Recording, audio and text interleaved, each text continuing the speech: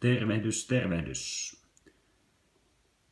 Tässä Mikko Mäntylä moi ja pistetään taas uusi Periskooppi-lähetys kasaan ja ensimmäiseksi kyselisin taas, että kuuluuko. Tänään nimittäin vedetään ilman ulkoista mikrofonia, koska ihan yksinkertaisesti olen hävittänyt sen tässä muuton keskellä.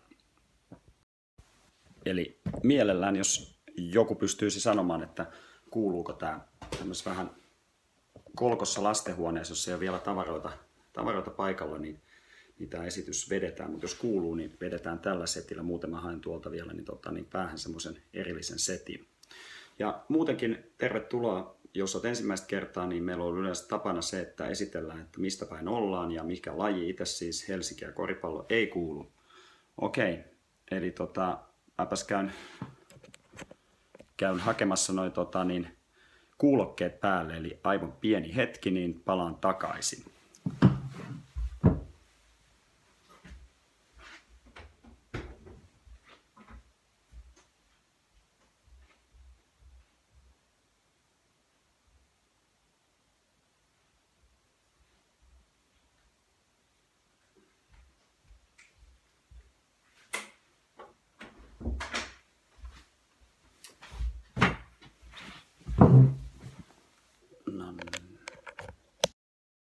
No niin, kuuluukos nyt? Eli ei kuulu vieläkään. No niin, kuuluu. Hyvä juttu. Ja että jos ei kuulu, niin sitten kuuluuko muilla? Eli tsekataan nopeasti vaan tässä koko ajan kuuluu. No, okei, eli sitten jollain saattaa olla omissa laitteissa vikaa. No niin, eli Mikko Mäntylä siis nimi, urheiluseura hommia tehnyt vuodesta 1994 enemmän tai vähemmän päätoimisesti. Nopea tämmöinen esittely, että jos on ekaa kertaa paikalla.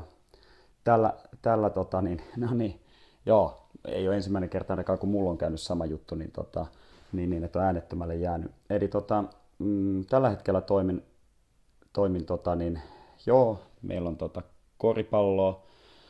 koripalloa ainakin paikalla, salibändiä paikalla. Itse siis koripalloa tehnyt tällä hetkellä ammattivalmentaja pääasiassa ja ollut seurojen toiminnanjohtajana viimeksi Helsingin NMK:n koripallopuolen ja tällä hetkellä myös koulutan ja konsultoin urheiluseuroja ja lajiliittoja ja järjestöjä aiheessa.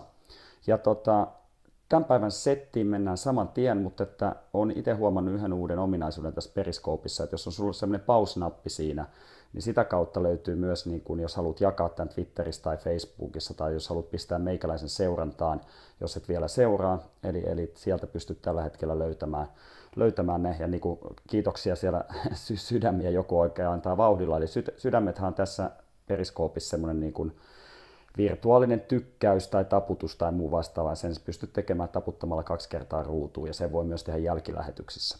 Voi kommentoida milloin vaan ja mielellään edelleen ne, jotka just on tullut mukaan, niin kuulisi, että miltä paikkakunnalta ja mikä laji tai muuta, niin ollaan huomattu, että tässä on kaikille niin kuin antaa perspektiiviä, kun tiedetään minkä lajien edustajia on paikalla. Ihan just mennään itse päivän aiheeseen.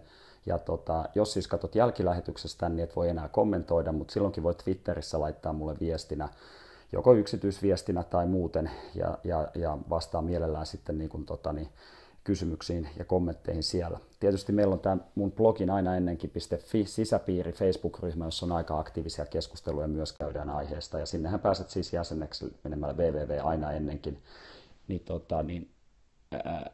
sivustolta,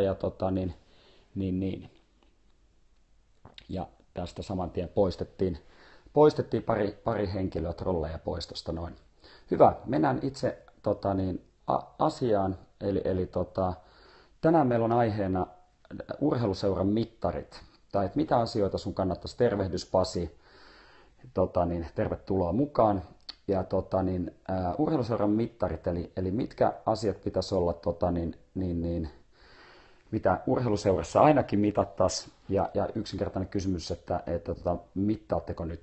Ja Jyri saapui kanssa paikalle, koripallo ja Lauttasaari, hyvä, meillä on jo mahtava setti, mutta otetaan tämmöinen ensimmäinen nopea galluppi, että kun teillä on seuran hallituksen kokous, eli sun oman seuran niin hallituksen kokous, niin pystyisitkö laittamaan nopeasti, että mitkä asiat tuodaan joka kerta hallituksen kokoukseen, että hei, nämä on ne mittarit ja nämä on tulokset.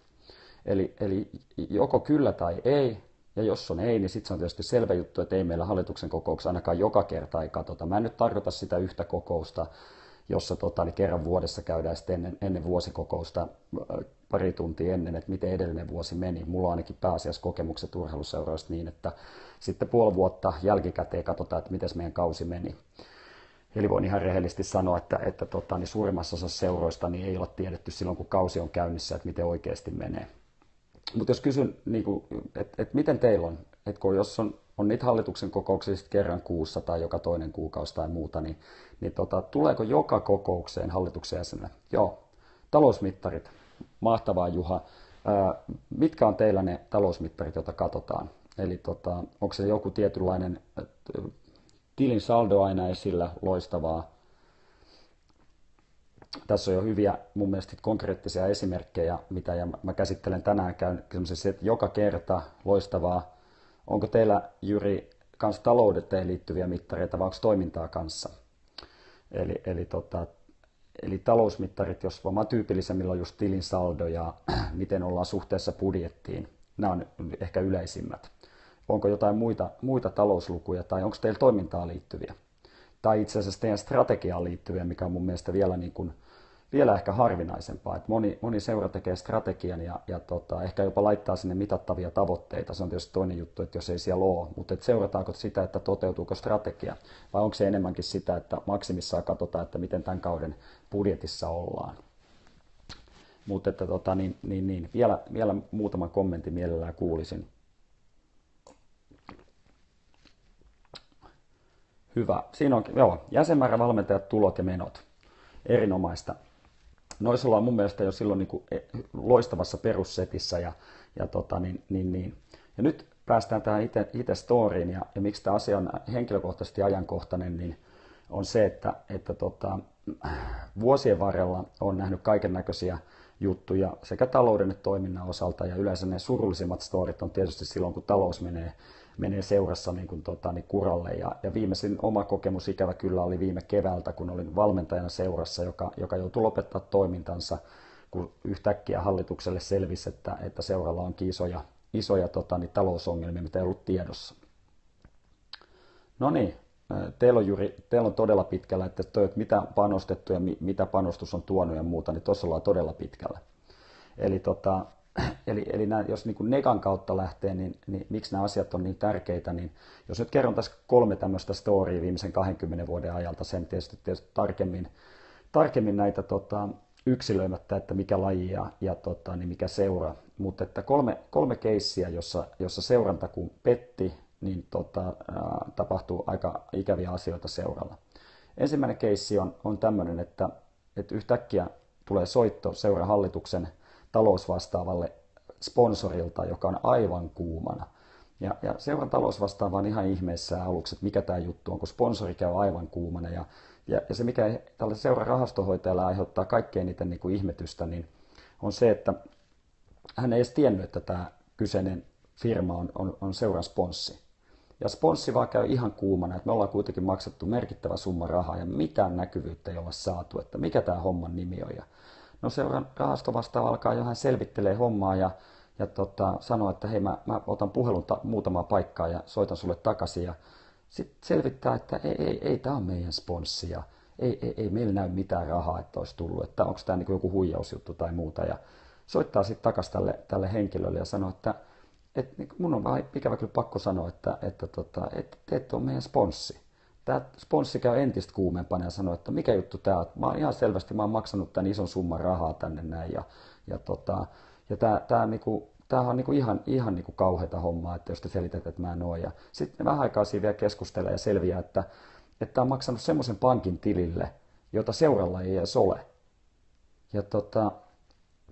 Ja sen jälkeen, kun alettiin asiaa selvittelemään enemmän, niin selvisi, että se henkilö, joka oli käynyt nämä sponssineuvottelut, niin oli puhtaasti johtanut omalle tililleen näitä rahoja. Ja tässä tapauksessa, mikä mun mielestä on niin kuin mielenkiintoinen niin kuin juttu, että tietysti voi ajatella, että miten tätä voisi mitata tai muuta vastaavaa, niin on se, että jos tämä kyseinen henkilö olisi ollut vähän vielä ovelampi, tässä oli kysymys ihan puhtaasta niin kuin seuran rahojen viemisestä, niin jos hän olisi lisännyt sinne esimerkiksi sinne kausijulkaisuun sen mainoksen, niin olisiko kukaan oikeasti huomannut? Eli olisiko ollut niin hyvä seuranta, että oltaisiin todella käyty läpi. Mä tiedän, että joissain seuroista on ihan selkeä juttu, että olisi jäänyt saman tien kiinni, mutta tiedän monta seuraa, jossa joku ottaa ne kausijulkaisumainokset vaikka hoitaakseen, ja kukaan ei loppujen lopuksi tuplatsekkaa niitä läpi. No, kerrotaan sitten tapaus 2. Mulle jutteli kerran yhden seuran vastaava luottamushenkilö, että meillä oli vähän huono kausi. Mä sanoin, että no milläs lailla oli huono kausi? No, kausi alkoi, niin meillä oli 6-numeroinen plussa. Eli me oltiin vuosien varrella kerätty niin 6-numeroinen summa rahaa kasaan, ja kun kausi loppui, niin kaikki oli mennyt. Ei mitään jäljellä. Ja tämä tuli täysin hallitukselle yllätyksenä. Sitten mä kysyin, että no, oliko siellä niin tapahtunut jotain niin väärinkäytöksiä vai muuta, mutta no ei, että oikeastaan niin rahoja käyttävät tahot oli vaan käyttänyt niitä todella leväperäisesti. Eli tässä tapauksessa oli kysymys siitä, että seuralla oli edustusjoukkue, ja jokainen, joka on edustusjoukkueen urheilun kanssa joutunut joskus tekemisiin tai päässyt tai miten päin se sanookaan, niin tietää, että 6-numeroinen summa ei tunnu missään. Jos on korisseurasta kyse, niin vaihdetaan muutama jenkkivahvistus ja maksetaan vähän sinne sun tänne ja mennään vähän paremmilla busseilla ja lentokoneessakin otetaan vähän niin kuin paremman luokan paikat ja muuta vastaavaa. Mutta joka tapauksessa oli käynyt niin, että seuralta oli hävinnyt siis 6-numeroinen summa rahaa. Ja tämmöisissä keisseissä sen jälkeen niin se käytännössä se raha on mennyt. Et jos ei varsinkaan mitään suoraan rikollista ole tapahtunut, niin hyvin harvoin seura alkaa käräjöimään niin kuin henkilöä tai henkilöitä vastaan. No sitten tulee viimeinen keissi, joka on tämän tyyppinen, että seuran toiminta loppui, kun seuran hallitukselle selvisi, että kunta on haastanut oikeuteen seuran maksamattomista salivuokrista. Ja hallitukselle ei ollut tästä tietoa. Ei ollut tietoa siis siitä, että on jätetty maksamatta salivuokria, eikä varsinkaan siitä, että seuraa on haastettu oikeuteen. Joka tietysti sen tyyppinen juttu, että joku voi sanoa, että no miten tommonen voi tapahtua. No se voi tapahtua yksinkertaisesti niin, että jätetään ne salivuorot maksamatta, seuran talousseurata laahaa puoli vuotta vuoden jälkikäteen ja ei ole minkäänlaista niin kuin mittareita esimerkiksi siitä, että tärkeimmät kulut maksetaan.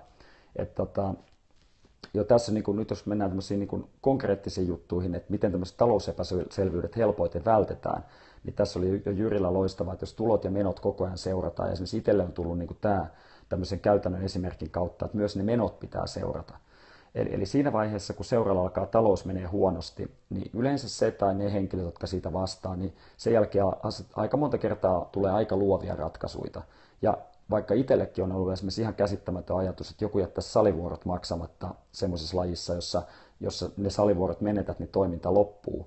Mutta kuitenkin, jos se on tarpeeksi iso määrä ja jos sä tiedät, että salivuoroista vähän niin kuin joustetaan tai niitä ei seuran sisällä seurata tai sitten niitä ei tämä taho ehkä peri koskaan takaisin, niin esimerkiksi omassa lajissa koripallossa niin ei ole 1 tai 2 seuraa, jotka on jättänyt salivuoroja maksamatta, ja nykyään nämä tulee sille esille, että kun kunnat ja yksityiset tahot on huomattavasti tiukempia kuin ennen, niin sitten niitä lukee pahimmillaan kauppalehdestä tai jostain raastuvan oikeuden niin kuin listoilta, että kun ollaan tullut velkoomustuomioita tai muuta vastaavaa.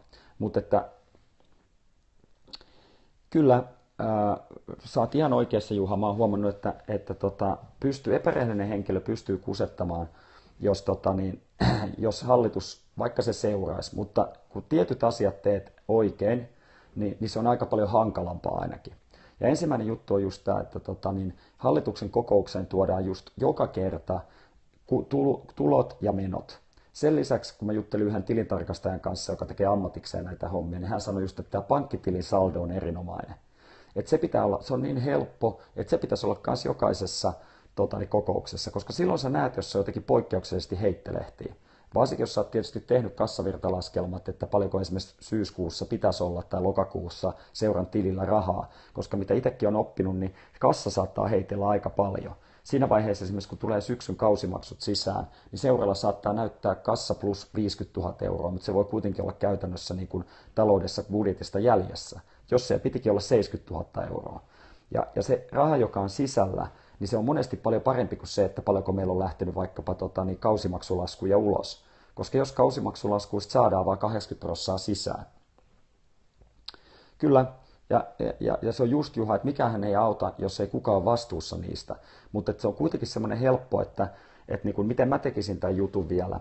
Että jos seuralla on tilitoimisto, jota aika moni nykyään jo käyttää, niin mä antaisin tilitoimiston tehtäväksi, että hei, te laitatte joka kuukausi meidän hallitukselle näistä avainluvuista niin kuin budjettiluvut ja sitten niin talousseuranta.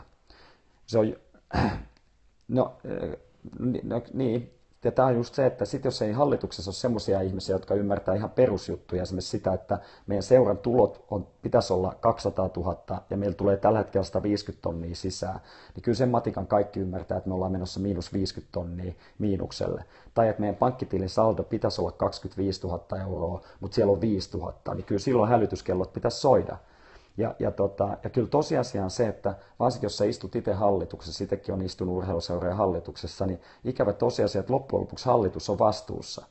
Vaikka niistä ei ilmeisesti Suomessa vielä ennakkotapauksia olekaan, niin siis virallisestihan hallituksen jäsen on jopa omalla omaisuudellaan vastuussa, jos se on laiminlyönyt tehtäviä ja esimerkiksi valvontavelvollisuuksia.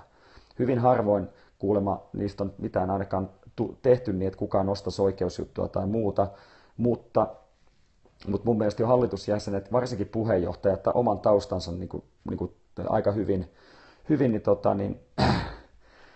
niin selustansa sillä. Joo, no siis monessa lajissa on just näitä, että niin kuin salibändi ei ole ainoa, koripallossa on tapahtunut paljon. Mä tiedän aika monta lajia, jossa joko seuran toimihenkilö tai sitten joku luottamushenkilö, jos yhdellä henkilöllä on liikaa valtaa ja jos ei sitä seurata, niin ikäviä juttuja tapahtuu.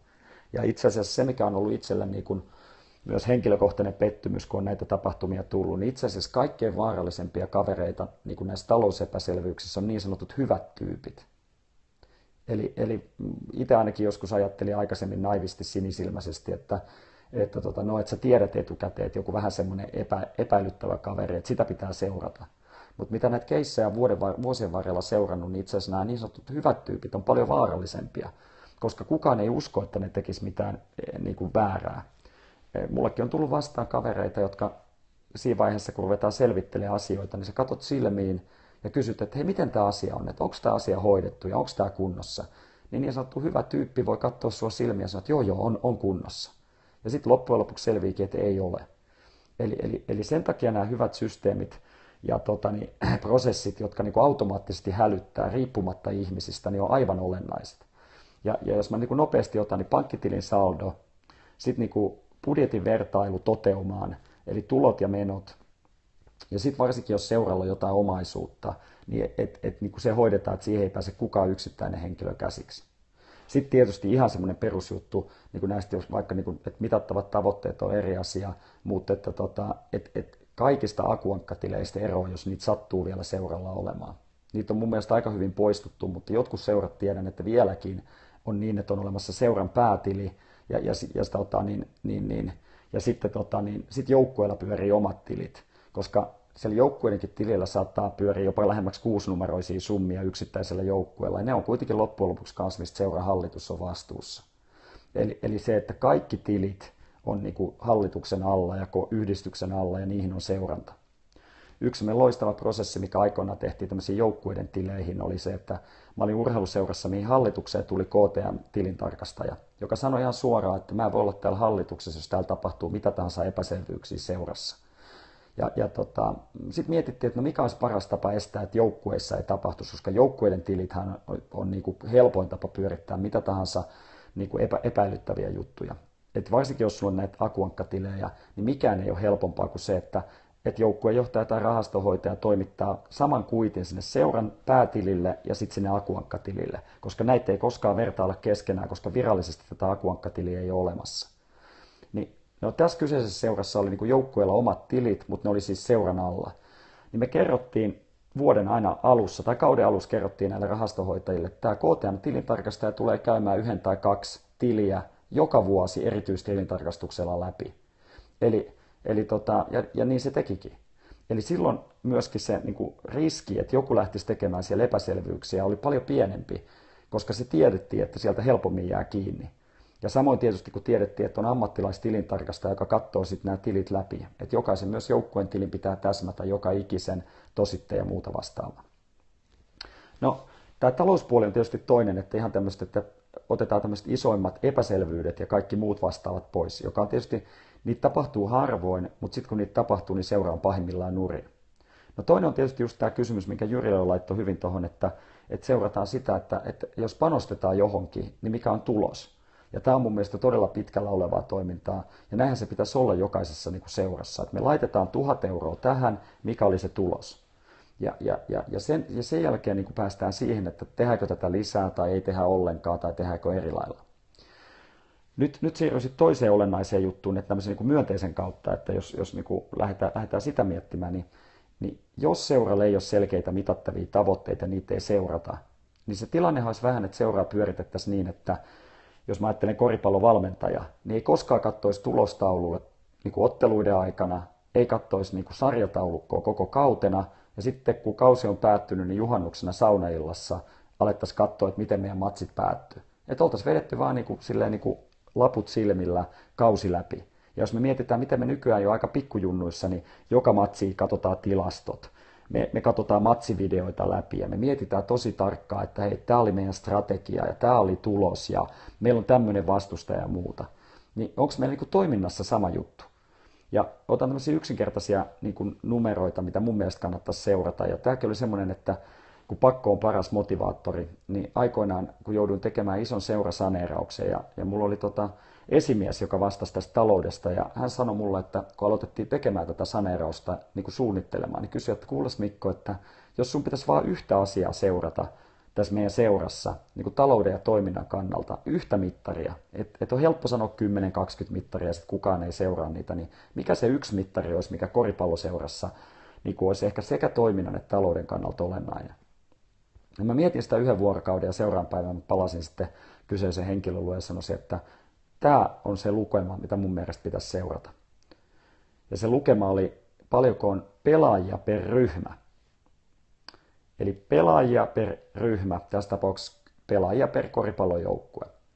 Ja kyseisessä seurassa oli nimittäin ollut semmoinen ongelma. Tämä tuli ihan siitä, että tämä löytyi sen hetkisen niin kuin ongelman kautta, että seurassa oli kyllä hyvä määrä pelaajia. Että jos joku katsoi pelaajamäärää tai lisenssimäärää, niin katsoi, että hei, seurallahan menee tosi hyvin. Mutta taloudellisesti oli todella heikossa hapessa sen takia, että keskimääräinen pelaajia per joukkueen luku oli tosi huono. Oltiin perustettu kaiken maailman kaupunginosaryhmiä, joissa saattoi olla 5 pelaajaa. Sitten oli kallis sali ja valmentajakin oli niin paljon, että jokainen treeni meni pahasti pakkaselle. Eli jäsenmäärä pelkästään ei juuri kerro niin kuin mitään. Tietysti jos sulla on joka vuosi sama määrä joukkueita ja sä tiedät jo vähän, että miten se jäsenmäärä korreloi. Mutta mun mielestä kuitenkin on paljon helpompi pistää tavoitteita, sit niinku toiminnallisia tavoitteita, jos sulla on niinku, että paljonko on jäsenmäärä per ryhmä. Esimerkiksi sanotaan korisjoukkueessa, niin mä kerron esimerkin, hyvä ystäväni Selkeän Petri aikoinaan Lahden NMK:ssa teki mun mielestä älyttömän hyvän laskentakaavan, joka on yksi, mitä mä niinku suosittelen, että joka seura käyttää. Hän lähti niin kuin ylhäältä päin, eli A-junioreista laskemaan takaperin, että paljonko pitää olla pelaajia. Ja tämä lähti siitä, että Lahden Namikalla oli aikoinaan tämmöinen tavoite, että A-junioreissa olisi seurassa A-pojissa vielä 2 eri kilparyhmää. Eli olisi tavallaan se niin kuin edustusjoukkue ja sitten sillä tämmöinen niin kuin kilpahaastajaryhmä. Eli tällainen niin kuin kilpaurheilullisesti kovaa harjoittelevien ryhmät. Ja sen lisäksi näiden 2 kilparyhmän tavallaan alla olisi yksi tämmöinen 2 kertaa viikossa kevyt ryhmä. No Pete laski sitten, että jos meillä pitäisi nämä 3 joukkuetta olla olemassa ja koripallossa A-juniorit on 3 vuosiluokkaa, niin se lähti takaperin laskemaan, että paljon meillä pitäisi olla 12-vuotiaissa, joka on meidän niin sanotut minipojat, vielä viimeiset, jotka pelaa pieniin koreihin, niin että paljonko pitäisi olla vuosiluokas pelaajia, että kun tiedetään seuran dropoutit, normaalit niin kuin näin, että meillä voisi olla siellä A-junioreissa se määrä pelaajia, mitä me halutaan. Ja Pete päätyi semmoiseen tulokseen, että se on 50. Eli että vuosiluokassa pitäisi olla 50 poikaa. No siitä sitten kun lähdetään laskemaan taaksepäin, että jos puhutaan, että 12-vuotiaissa pitää olla 50 pelaajaa, me just tästä Peten kanssa juteltiin ja mä kysyin Peteltä, että no jos nyt lähdetään tämmöisiä 6-7-vuotiaita niin kuin tavallaan joukkuetta starttaamaan, mikä on koriksessa yleinen ikä, milloin aletaan joukkue vuosiluokassa tekemään, niin mä kysyin, että paljon sun mielestä pitäisi olla pelaajia käynyt salissa joskus testaamassa toimintaa, jotta voitaisiin saada 50 sinne 12-vuotiaisiin. Pete mietti vähän aikaa ja sanoi, että se voisi olla esimerkiksi 100.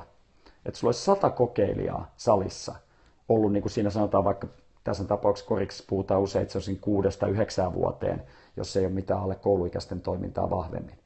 Eli jos sulla pitää olla 100 pelaajaa siinä vaiheessa kokeilemassa, niin sitten sä voit taas laskea taaksepäin, että no, että mitä meidän pitää saada, mitä markkinointitoimenpiteitä tai juttuja meidän pitää tehdä, jotta me saadaan 100 kokeilemaan meidän lajia.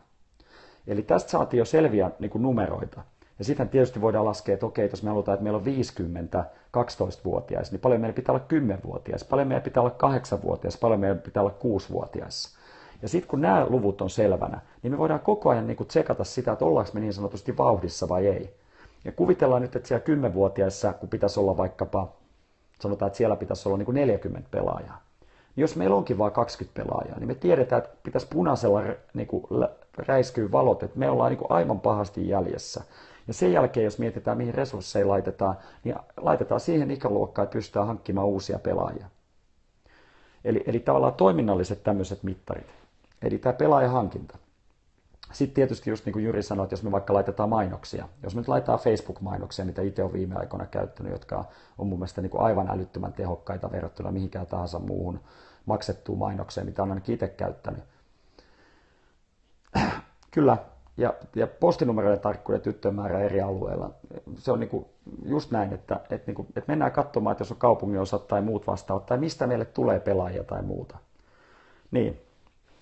Mutta silloin te olette jo Juha pitkällä, jos tietää tuon tavoitteista jäljestä. A, teillä on tavoitteet ja B, teillä on mittarit. Sen jälkeen te pystytte tekemään jotain.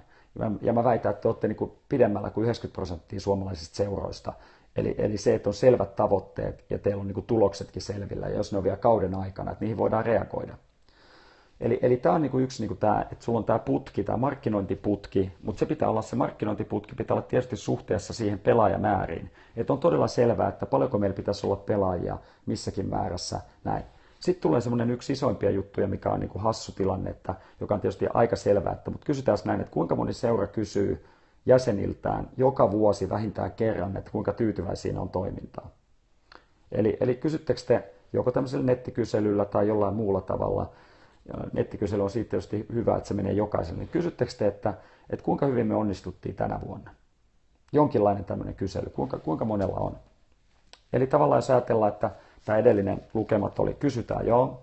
Ja niin Juha, kysyttekö te, niin kun, jos vielä saa kysyä, niin kysyttekö te niin tyyliin joku tämmöinen niin kouluarvosana tai 1–5, vai kysyttekö te vielä suhteessa niin tavoitteisiin tai seuran lupauksiin, tai mikä teidän tapa on kysyä, vai onko teillä niin jopa iso määrä kysymyksiä, jos te sitä aina katsotte, että mikä on niin olennaista? Ja muiltakin mielellään kuulen, että mikä on se tavallaan se, joo, ei kysytä Espoossa jalkapallossa, joo. Ja itsekin voin nostaa käden pystyyn, että monessa seurassa ei kysytä. Joo. Kilpapuolella on erilainen kysely kuin harrastepuolella. Kysyttekö te, Juha, sen tyyppistä kysymystä, että kun meidän seuran tavoitteet on vaikka nämä, niin kuinka me ollaan onnistuttu näissä? Niin kuin tavallaan vanhemman tai pelaajan mielestä, riippuen kummalle teillä se kysely menee. Eli mä mietin niin kuin tässä sitä, että jos meillä on jonkinlainen niin kuin lupaus, sanotaan nyt vaikka, että en tiedä, mutta kuvitellaan nyt, että TPS-salibändi vaikka sanoo, että meillä on Turun alueen parasta salibändiä, mitä se tarkoittaakaan, tai että me ollaan tunnettu laadukkaasta valmennuksesta, tai että meillä huomioidaan kaikki ja kaikki saa peliaikaa jossain, tai joku tämmöinen lupaus tai lupauksen, niin mittaatteko te suhteessa niitä? No, tämä on niin kuin erittäin hyvä kysymys, Mats, ja mun kokemuksen mukaan suurimmalla osalla seuroista ei ole. Joo, ja niin kuin tämä ATK-jutulla, että itse käytän survey-mankeita, näitä on erilaisia survey-palja ja muuta, niin on erinomaisen helppo kysyä. Ne on ilmaisia välineitä, ja sitten jos niin kuin itsekin käytän survey-mankeita aika paljon, ja mä oon nostanut sen maksullisen versio, joka maksaa muutaman kympin kuussa, mun mielestä ehdottomasti joka seuralla pitäisi olla joko ilmainen tai sitten maksaa se muutaman kympin, ja sieltä saa sortattua ulos erinomaisesti kaikennäköistä dataa. Mutta tämä on ehkä semmoinen vinkki, että kysy nyt ainakin se, että kuinka hyvin me onnistuttiin ja kuinka tyytyväisiä ollaan. Omat kokemukset tästä on se, että tämä helpottaa tulipalojen sammuttamisessa huomattavasti. Joo, eli laatua ja onnistumisia kysytään näin. Usein niin itsekin olen tehnyt tämän tyyppisiä, että miten ollaan valmennuksen laatu tai muuta vastaavaa. Mutta mä oon huomannut, että itse asiassa meillä aikoinaan oli tämmöinen kysymys, jonka mä nykyään laittaisin joka kerta. Ja se oli tämmöinen, että me tehtiin vuonna 1995 2005 muistaakseni ensimmäinen kysely, silloin tietysti ihan paperiversiona, ja meidän seuran puheenjohtaja teki, meillä oli tyttökorisseura, teki tosi ison, siinä oli joku varmaan valehtelevat 67 eri kohtaa, ja seuran puheenjohtaja oli valmistautunut kaiken maailman ristiin taulukointiin tekemään, että mikä vaikuttaa mihinkäkin. Ja me saatiin aika hyvin niitä vastauksia, se oli niin hieno juttu silloin aikoinaan 90-luvulla vielä, näitä ei kauheasti tehty, ja me saatiin iso määrä vastauksia, ja kun me ruvettiin katsomaan niitä, mä rupesin niitä sitten naputtelemaan koneelle, ja mä huomasin, että täällä on yksi kysymys, joka ratkaisee kaiken. Että yksi kysymys, ja riippuen mitä oli siihen vanhempi tai pelaaja vastannut, meillä oli muistaakseni, että jonkin 13-14 ikävuoteen vastasi vanhemmat ja sitten siitä eteenpäin pelaajat. Niin yksi kysymys ratkaisi, että oliko perheessä tyytyväisiä niin suurin piirtein kaikkeen seurassa. Ja sitten jos tämä kysymys oli taas, että tähän oltiin tyytymättömiä tähän asiaan, niin sitten melkein kaikki oli huonosti. Suunnilleen seuran peliasun värikin oli väärä. Arvaako joku, mikä tämä kysymys oli? Eli yksi kysymys. Jos tähän asiaan oltiin seurassa tyytyväisiä, tämä oli siis vuotta 95-6 siinä, niin kaikki oli hyvin seurassa. Mutta jos tähän kysymykseen ei ollut, hyvä veikkaus, että ei ollut hinta. Hinta ei ollut, ja mun kokemus, että hinta ei juuri koskaan ongelma. Hinta on ongelma sitten, kun ongelma on jossain muualla, niin sen jälkeen tullaan, koska siitä on paljon helpompi sanoa, että tämä on niin kallista. Mutta jos toiminta koetaan hyväksi, niin hinta on todella harvoin. Mikä tyttökoripalloseura? Yksi asia, ja se oli melkein läpi linjan seurassa, että ja itse asiassa sitten kun sen katsoi, niin tämä oli niin selvä juttu, että voi olla, että tämä on niin yksinkertainen homma, että ei ollut tiedotuskaan. Toi oli hyvä, toi olisi todella pitkälle menevä jo tämä, että suosittelisiko toimintaa muualle, mutta tämä oli semmoinen, joka liittyi siihen pelaajaan, yksittäiseen pelaajaan. Ja tämä on valmennukseen liittyvä juttu.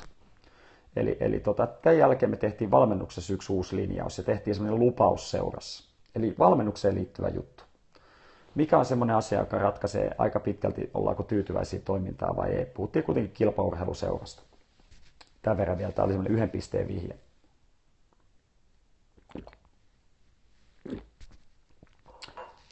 Peliaika, se oli siinä. Eli jos pelaaja sai riittävästi peliaikaa, niin kaikki oli hyvin. Ja jos pelaaja ei saanut peliaikaa riittävästi omasta mielestään, niin sen jälkeen joka paikassa oli ongelma. No, mitä me silloin tehtiin? No me tehtiin se, että me mietittiin, että miten tämä hoidetaan, ja tehtiin semmoinen linjaus seurassa, että jokaiselle pelaajalle, joka harjoittelee hyvin, on valmentajan tehtävä tarjota jossain sarjassa peliaikaa. Se ei tarkoittanut sitä, että B-junnujen SM-sarjassa piti 25 pelaajaa peluttaa, jos ryhmässä oli 25. Mutta valmentajalle sanottiin, että sit sä meet niin moneen sarjaan. Eli kysymys oli se, että saitko peliaikaa riittävästi vai ei. Eli jos pelaaja sai riittävästi peliaikaa, niin kaikki oli keskimäärin hyvin. Ja jos pelaaja ei saanut peliaikaa riittävästi, niin kaikki oli huonosti. Ja sen jälkeen meillä oli helppo siis tehdä tämä linjaus, että joka pelaajalle jossain sarjassa peliaikaa. Toinen, mikä meille tuli, niin oli tämmöinen, mikä oli erinomainen kysymys, minkä mä nykyään laittaisin, oli se, että me sitten joskus tehtiin tämmöinen strategia ja me otettiin ihan oikeasti niin kuin olennaiseksi arvoksi, että me halutaan olla pelaajia kohtaan tasa-arvoisia. Varsinkin tyttökoriksessa niin yksi iso kysymys oli aina se, että että ollaanko tasa-arvoisia. Ja sitten me kyllä määriteltiin just se, että esimerkiksi tasa-arvo on se, että jokainen saa jossain peliaikaa, mutta se ei tarkoita, että kaikki saa samassa sarjassa. Ja sitten yhtenä vuonna me tehtiin, mikä myös vinkkinä, jos teette kyselyitä, niin tehkää ne myös niin, että niissä on joukkuekohtaiset kohdat. Koska mä oon huomannut, että moni seura tekee, sit jos ne tekee kyselyn, ne tekee vain seuratasolla kysely. Sitten niillä vaikka käy tämmöinen tilanne, että 90% on tässä seuraavassa asiassa tyytyväisiä niin kuin tasapuolisuudessa. Eli meillä oli kysymys, että kohteleeko joukkueesi valmentaja sinun mielestäsi pelaajia tasapuolisesti. Voi olla niin, että 90% tulee sieltä, jos on seuratasolla, että on näin, ja 10% on niin, että ei. Ja jos sulla on pelkkä seuratason niin kysely, niin sä voit olla aika tyytyväinen. Sä ajattelet, että no hei, 90% toimii hyvin. Mutta kun meillä oli myös, että meillä oli seuratason kysymykset ja sitten sen jälkeen oli joukkuetason kysymys ja siinä määriteltiin, että mistä joukkueesta oli, eli me pystyttiin spesifioimaan. Niin meillä kävikin niin, että yhdessä joukkueessa tuli aivan mieletön määrä niin, että valmentaja ei ole tasapuolinen. Siis niin, että se pomppasi oikein, että jos keskimäärin kaikissa muissa joukkueissa oli, että valmentaja on muutama yksittäistä henkilön mielipidettä lukuottamatta, on tasapuolinen, niin tästä tuli ihan hyppäs silmille, että yli puolet oli sitä mieltä, että valmentaja ei ole tasapuolinen. No, se oli tietysti iso ongelma ja nyt kun meillä oli data, niin tietysti se on sitten kanssa, että jos sä kysyt jotain, niin sit on parasta puuttua. Et sen on oppinut niin kuin vuosien varrella. Et pahinta on sitten se, että sä kysyt ja saat jotkut niin kuin negatiiviset jutut, josta etkä uskalla puuttua. Et silloin on melkein vähän niin kuin parempi olla kysymättä, jos tykkää siitä, että laittaa päähiekkaa. Ja tässä tapauksessa mä kävin sitten keskustelun valmentajan kanssa ja sanoin, että hei, täältä tulee nyt semmoista dataa, että sä et ole tasapuolinen, että pitääkö tämä paikkansa? Valmentaja sanoi, että joo. Että hänen mielestään tämä nyt ei ole semmoista, että tässä nyt pitäisi kaikkeen saada peliaikaa missään ja muuta vastaavaa. Me käytiin keskustelua, mä sanoin, että mä kunnioitan sun mielipidettä, mutta jos et saa valmis muuttamaan sun asennetta, niin sä et voi meillä valmentaa. Et meidän seuran laatulupaus on se, että kaikki saa peliaikaa jossain. Ja tämä ei ole semmoinen asia, missä sä teet omia valintoja. No, me käytiin keskustelun loppuun ja valmentaja oli sitä mieltä, että hänelle tämä on niin kuin arvovalintakysymys ja näin. Ja mä sanoin, että niin on meillekin ja me purettiin valmentajasopimus. Mutta siinä se oli loistava työväline seuralle, koska sitten kun me käytiin niin tätä asiaa läpi, niin kun tietysti joku kysyi, että miksi tämä niin sanottu hyvä valmentaja ei jatkanut, niin me sanottiin, että niin tässä oli kysymys siitä, että meille tuli palaute, että valmentaja ei toimi seuran linjausten mukaisesti ja käytiin valmentajan kanssa keskustelua ja valmentaja itse totesi, että näin on tapahtunut, kun hän on eri linjoilla ja meidän seurassa nyt vaan niin, että ei voi olla kukaan toimija, joka ei toimi linjausten mukaan.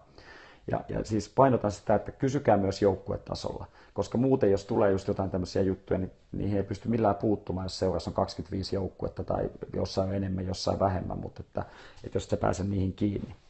No sitten on vielä semmoinen ehkä viimeinen juttu, että jos mietitään positiivisen homman kautta, että mä oon paljon tässä nyt viime aikoina jutellut ihmisten kanssa, että mikä pitäisi olla urheiluseurojen hallitusten rooli. Ja tätähän niin toiseen suuntaan meillä on nyt taas keskustelua siitä, että omasta lajista Hanno Möttölä otti nyt esille, että meillä on niin suurimpia ongelmia, että meillä on amatöörejä niin isojenkin organisaatioiden hallituksissa, urheilupuolella, liikuntapuolella ja seuroissa ja muuta vastaavaa. Ja sitten meillä on niin sitä tilannetta, että usein toimihenkilöt sitä mulle valittaa, tai itsekin ollut toimihenkilö, niin on sitäkin saanut kokea, että jos joku hallituksen jäsen tulee mikromanageeraamaan sinne jotain niin käytännön juttuja. Mutta sitten toiseen suuntaan mä oon myös seurannut paljon sitä, että toimihenkilöt rupeaa tekemään hallituksen asioita. Ja se tapahtuu silloin, kun meillä on joko vääriä ihmisiä hallituksessa tai heikko hallitus. Joku aina ottaa sen niin kuin vallan itselleen. Ja tietysti aina vähän tilannekohtainen, mutta että mun mielestä semmoinen yleissääntö pitäisi olla se, että hallitus hoitaa isot linjaukset. Ne tekee semmoiset isot strategiset valinnat, mitä seurassa ollaan tekemässä, ja valitsee oikeat henkilöt tietysti eri positioihin, että toiminnanjohtajat ja valmennuspäälliköt ja muuta vastaavaa.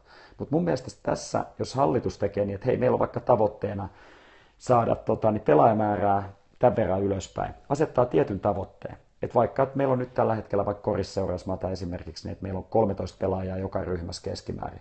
Meillä on tavoitteena, että ensi keväänä on 16 pelaajaa joka ryhmässä. Ja sitten sanoo toimihenkilölle, että tämä on sun tehtävä toteuttaa. Ja sitten toimihenkilön tehtävä on esimerkiksi kertoa, että mä tarvitsen tämmöisiä resursseja, jos se vaatii resursseja ja muuta. Ja toimihenkilön asiantuntemus on taas, että miten se sen toteuttaa. Mutta hallituksen tehtävä on päättää, että mitä lähdetään toteuttamaan näissä niin kuin isoissa linjoissa. Ja mun mielestä silloin säilyy niin kuin molempien roolit paljon selvempänä. Ja ennen kaikkea, kun meillä on paljon toimihenkilöinä kuitenkin valmentaja- tai urheilutaustalla olevia ihmisiä, jotka on hyvin kilpailullisia, niin mä vielä, jos mä olisin hallituksessa nyt, niin kuin tämmöisessä seuroissa, niin mä haastasinkin esimerkiksi toimihenkilöitä, että hei, pistetään kova haastava tavoite ja lähdetään yhdessä tekemään tätä. Eli semmoinen niin kuin sama asenne, kun meillä on siellä kentällä usein, että hei, me mennään kovaa sarjaa tai me lähdetään pelaamaan niin kuin semmoisia turnauksia, jossa ei välttämättä pärjätä. Niin jos sama tehtäisikin seuratoiminnassa tai sama talouteen, että hei, meillä on nyt koko ajan eletään kädestä suuhun tai pahimmillaan meillä on isot velat. Mitä jos me tehdään nyt semmoinen tavoite, että 3 vuoden kuluttua me ollaan velaton seura ja meillä on puolen vuoden rahat säästössä. Jos tämä asetetaan tavoitteeksi, niin sitten voidaan ruveta laskemaan takaspäin sitä tilannetta, että mitä se tarkoittaa ensi kuussa. Ja sitten kun ruvetaan aina miettimään, että mitä tehdään, niin meillä on nämä muutamat isot tavoitteet ja sitten on toimihenkilöiden tai niiden luottamushenkilöiden, joille ne kuuluu, niin kun tehtävä lähtee kohti näitä tavoitteita. Ja tämä on mun mielestä sitä niin kuin strategian tekemistä niin kuin käytännön tasolla. Tietysti mielellään siellä on se iso visio ja missiot ja kaikki muut valmiina. Mutta että parhaimmillaan sä teet myös niin kuin sieltä, niin helpotat sitä toiminnanjohtajan tai valmennuspäällikön elämää, että kun se miettii, että mulla on 25 eri asiaa tehdä. No, jos et mitään muuta, niin keskity näihin. Ehkä semmoisena viimeisenä kanssa, mikä kannattaa seurata, on tietysti valmentajien ja joukkuejohtajien ja muiden tyytyväisyys. Eli myös niille sun avainhenkilöille ja tietysti niin kuin työntekijöillekin. Että hallitus saisi niin kuin aina datan siitä, että siellä kannattaa kysyä, että miten on hommat sujunut ja jaksatko ja tarvitsetko apua ja kaikkea muuta vastaavaa. Jonkinlaisia signaaleja. Tietysti nämä on paras tehdä vielä naamakkain, mutta että jos ei ehdi naamakkain tehdä jokaisen kanssa tai muuta, niin kysy edes sitten netin kautta.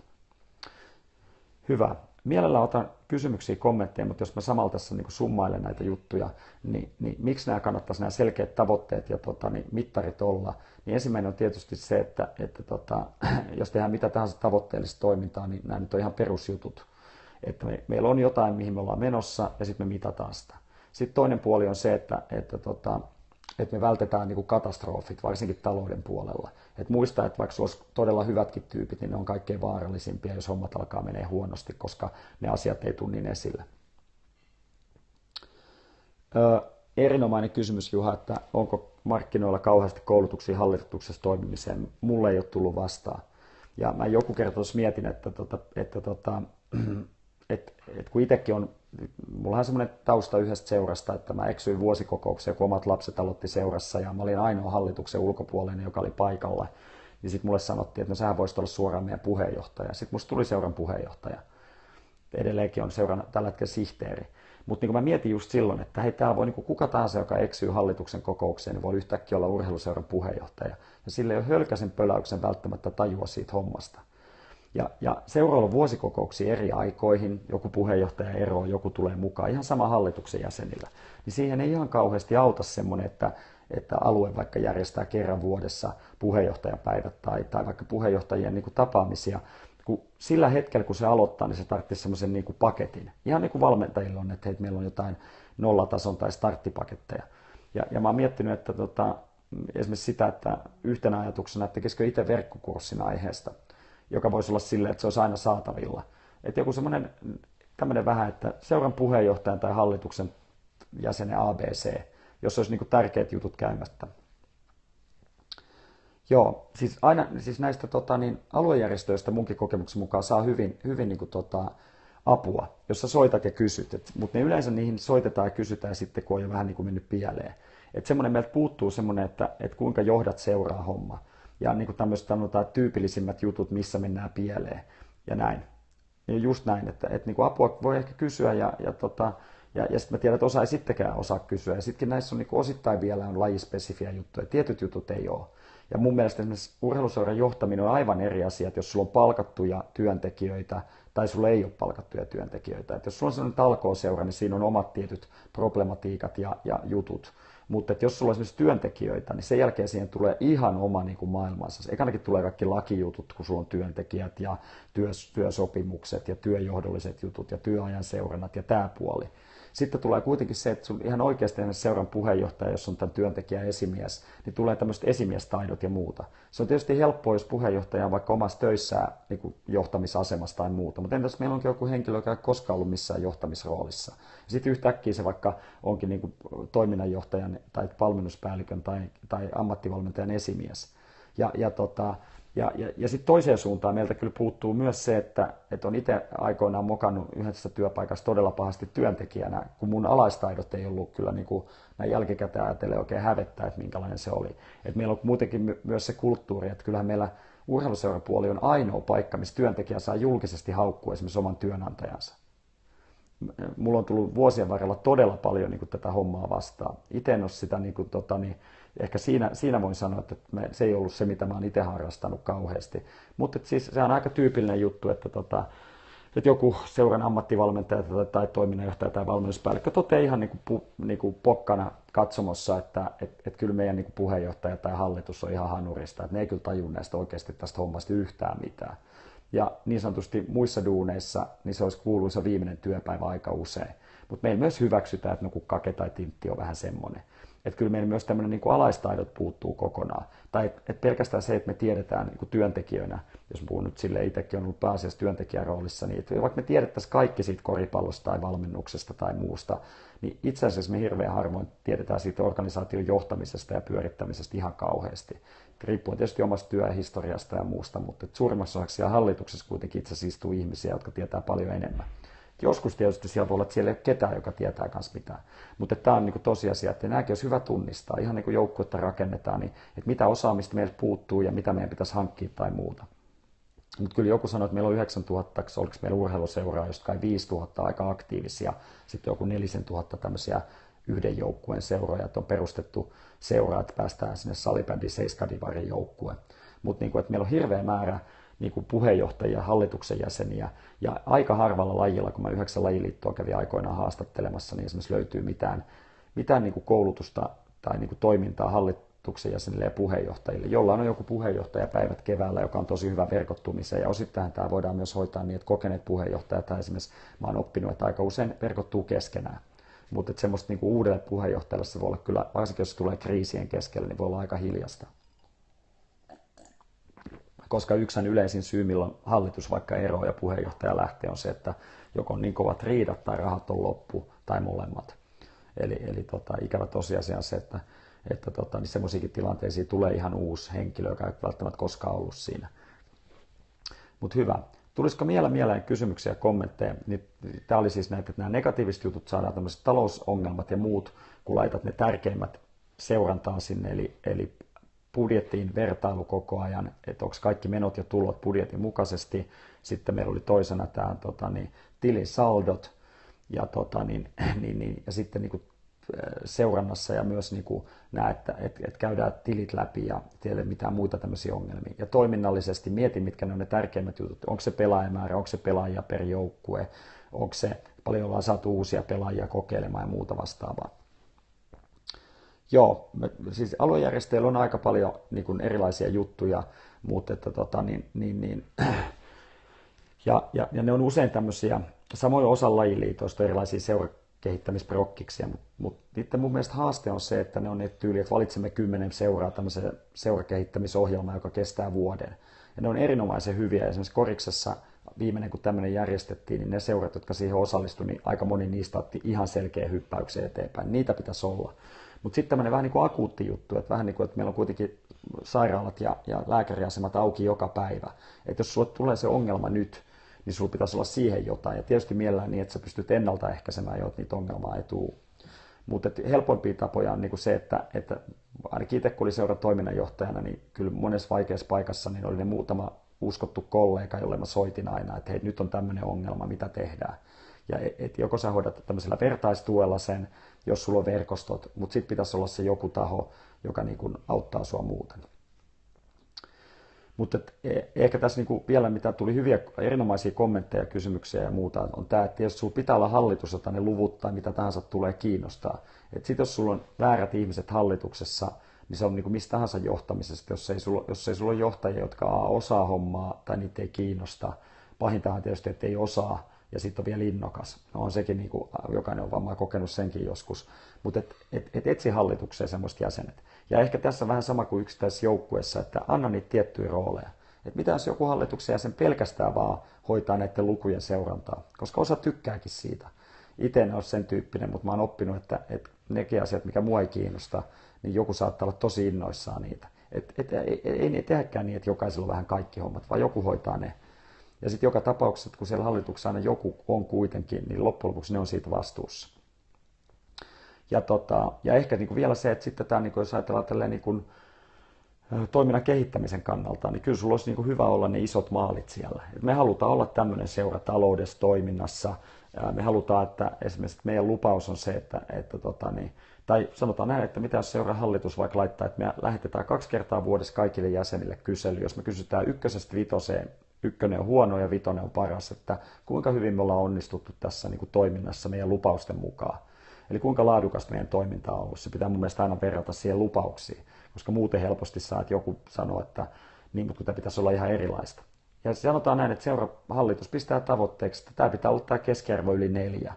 Ja sitten siinä vielä kysytään joukkuekohtaisesti tämä. Ja sitten jos ei se ole 4, niin sitten ruvetaan tekemään toimenpiteitä. Ja jos jossain joukkueessa vaikka on 2,3, niin sitten niin ruvetaan selvittämään, että mikä se ihme juttu tässä on kysymys. Eli sillä saadaan myös ne työvälineet ja saadaan parhaimmillaan jo ennen kuin hommat räjähtää käsiä ja joukkueet hajoaa ja kaikki riitelee ja valmentaja on lopettanut ja muuta vastaavaa. Eli mietitään, mitkä ne olennaiset jutut on ja kysytään niistä, saadaan data ja sen jälkeen tehdään tarvittavat korjausliikkeet. Ainakin itse huomannut, että jos näitä käyttää, niin sen jälkeen saa huomattavasti ryhtiä enemmän siihen toimintaan. Ja jos seuraa tulee kulttuuri, että asioita kysytään, niihin oikeasti reagoidaan, niin ihmiset rupeaa myös rehellisesti vastaamaan. Eli se ehkä vielä semmoisena on ollut myös, on eräässäkin yhdistyksessä jäsenenä, joka aina silloin tällöin kyselee, että miten teidän jäsenten mielestä homma on mennyt. Ja muutaman kerran jäsenet on antanut aivan murskakritiikin hallitukselle, ja hallitus ei ole koskaan julkaissut niitä tuloksia. Sitten vaan joku kuulee jonkun toimihenkilön kautta, että joo, että ne oli ihan kauheat ne tulokset. Niin hallitus vaan silleen niin kuin työs ne maton alle piiloon. Ja se on niin kuin pahinta, sen voisi tämän yhdistyksen niin kuin jäsenen näkökulmasta sanoa, että sitten olisi parempi olla just kysymättä. Koska jos ei niin kuin tykkää siitä realismista, niin sitten kannattaa olla kysymättä. Hyvä. Tuleeko vielä mieleen kysymyksiä ja kommentteja ennen kuin pistetään homma pakettiin ja siirrytään lauantai-illan viettoon muuten. Ja tässä vielä sanon, että olen ollut erittäin tyytyväinen, että nyt näistä viimeisimmistä on tullut, ehkä niin viimeisen viikon aikana on tullut näin paljon keskustelua ja kommentointia ja muuta vastaavaa. Ja tämä antaa niin kuin ihan erilaisen niin kuin mahdollisuuden tässä niin kuin verrattuna siihen, että mä kirjoitan sen blogikirjoituksen tai teen videoblokkauksen. Niitäkin varmasti teen, mutta että tässä päästään niin kuin ihan eri tasolle niin kuin niin asioiden käsittelyssä. Ja jos katsot siis tämän jälkilähetyksenä, niin sydämiä voit tietysti antaa, jos niin kuin tuossa äsken tuli, ne auttaa rankkaamaan niin kuin Periskoopissa näitä esityksiä niin kuin ulkopuolisille. Ja sitten toivon, että jos vaan koet, että nämä on niin kuin hyödyllisiä, niin jaa eteenpäin. Helpoimmillaanhan tämän jälkeen, kun tämä jälkilähetyksen tulee, niin siinä on suora kopioitava linkki, jonka voi jakaa missä tahansa alustalla, tai sitten suoraan Twitteriin tai Facebookiin omille seuraajille. Ja niin kuin osa on tehnytkin jo, ja mulle on tullut toivomuksia jostain tietyistä aiheesta ja muuta, että voisi jakaa vaikka omalle hallitukselle tai jollekin muulle, niin mieti aina, että jos jostain joku semmoinen aihe, josta olisi, että hei, että Kaken pitäisi meillä nähdä tai meidän hallituksen pitäisi nähdä, tai nyt olisi niin kuin hyvä, että valmentajat vaikka katsoisivat tämän kohdan tai tämän alun tai muuta vastaavaa, niin pistä eteenpäin niillä. Sehän tässä on tietysti tavoitteena, että näistä olisi niin kuin hyötyä ihmisille. Hyvä. Hei, taas suuret kiitokset. Olit katsomassa. Toivottavasti tästä oli hyötyä sulle. Jatketaan keskustelua meidän aina ennenkin sisäpiiri Facebook-ryhmässä. Ja erityiskiitokset taas niille, jotka kommentoi ja kysyy ja muuta vastaavaa. Ja huomenna taas jatketaan uudella aiheella. Ei muuta kuin lauantailla jatkat ja moikka!